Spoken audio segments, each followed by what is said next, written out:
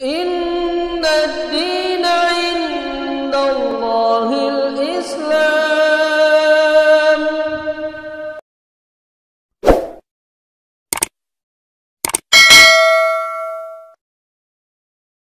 Assalamualaikum warahmatullahi wabarakatuh. Alhamdulillah, salatu wassalamu ala rasulillah. Pada kesempatan yang bahagia ini kita akan menjelaskan tentang bagaimana cara pelaksanaan sholat id di rumah. Karena bisa jadi kita tidak bisa melaksanakan sholat id di lapangan karena ada halangan.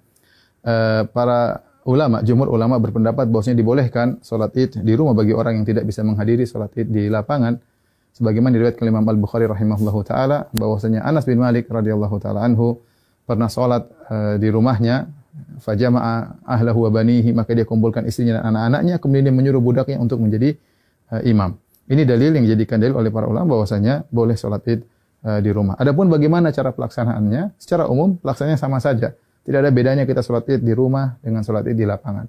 Bedanya kalau di rumah kita tidak melaksanakan khutbah, itu saja. Baik, saya ingatkan kembali bagaimana cara pelaksanaan sholat id. Sebelum sholat id kita disunahkan untuk mandi, ya, yaitu mandi tersebut kita kerjakan setelah terbit fajar agar kita mandi di hari id.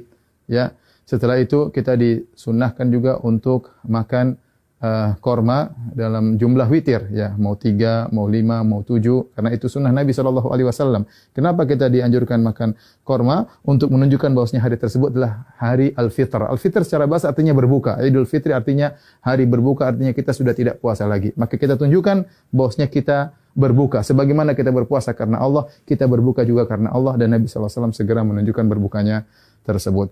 Kalau tidak ada korma, maka sebenarnya Allah mengatakan boleh makan yang manis-manis.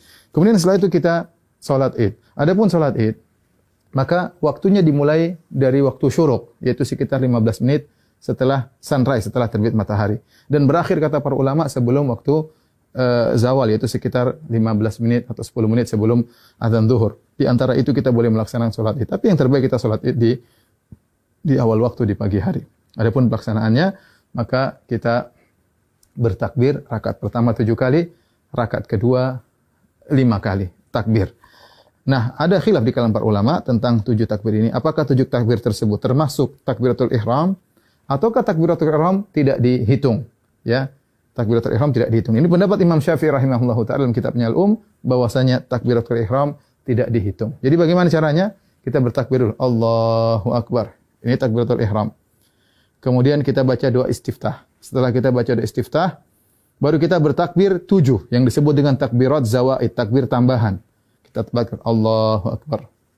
Allahu Akbar. Nah, apakah di antara takbir ini ada doa khusus? Tidak ada dalil ya, dari Nabi SAW. Nabi pernah disebutkan membaca sesuatu di antara takbir-takbir tersebut. Oleh karenanya, pendapat mazhab Maliki tidak ada bacaan. Namun sebagian ulama berpendapat boleh membaca sesuatu seperti mazhab Syafi'i. Kita boleh bertakbir, boleh bertahmid, boleh bertahlil di antara takbir-takbir tersebut. Kita ulangi, kita Allahu Akbar, takbiratul ihram, kemudian kita baca doa istiftah, kemudian kita takbir 7 kali. Allahu Akbar 1, Allahu Akbar 2, ya, Allahu Akbar 3. Antara takbir satu dengan yang lainnya kita ada jeda sedikit, apalagi kalau kita jadi imam, agar makmum di belakang bisa mengikuti kita. Kita lanjutkan Allahu Akbar 4, Allahu Akbar 5, Allahu Akbar 6, Allahu Akbar 7. Setelah itu kita ta'awudz, kemudian kita baca Al-Fatihah. Setelah baca Al-Fatihah, kemudian kita baca surat. Nah, surat ini kita bisa baca, disunahkan baca surat Sabbihisma Rabbikal A'la, atau kita baca surat Qaf, ya. Salah satunya sunnah, seandainya seorang baca surat yang lain juga tidak jadi masalah. Setelah kita selesai baca surat, maka kita ruku, Allahu Akbar, ya, seperti biasa. Kemudian kita sholat, sampai kemudian kita pada rakaat, mau naik ke rakaat kedua, tatkala kita sujud, ya, kita sujud, kemudian kita mau bangkit ke rakaat kedua, maka kita bertakbir. Allahu Akbar. Ya. Nah, takbir dari sujud menuju ke rakaat kedua namanya takbir al-intiqal. Yaitu takbir perpindahan dari satu rukun ke rukun berikutnya, dan itu tidak dihitung, tidak dihitung. Nah, rakaat kedua kita bertakbir 5 kali. Takbir tadi enggak dihitung, kemudian kita takbir lagi. Allahu Akbar. 1, Allahu Akbar. 2, Allahu Akbar. 3, Allahu Akbar. 4, Allahu Akbar. 5. Kemudian kita baca Al-Fatihah dengan jahar. Kemudian setelah itu kita baca surat, disunahkan kita baca surat Al-Ghasyiyah atau kita baca surat Qaf, surat Al-Qamar, kita baca surat Al-Ghasyiyah atau kita baca surat Al-Qamar. Kalau tidak, kita baca surat yang lain, tidak jadi masalah. Kemudian kita selesaikan salat kita. Nah, setelah salat, apakah ada khutbah? Jawabannya, Anas bin Malik ketika mengumpulkan anak dan istrinya, beliau tidak berkhutbah. Oleh karenanya, asalnya kita tidak berkhutbah. Namun sebagian ulama seperti Ibn Qasim dari mazhab Maliki mengatakan jika berkumpul banyak orang maka ada yang berkhutbah, maka itu baik, tidak mengapa, tidak terlarang. Ya, demikian tata cara singkat ini. Semoga bermanfaat bagi kaum muslimin. Semoga Allah menerima ibadah kita. Wabillahi taufik. Assalamualaikum warahmatullahi wabarakatuh.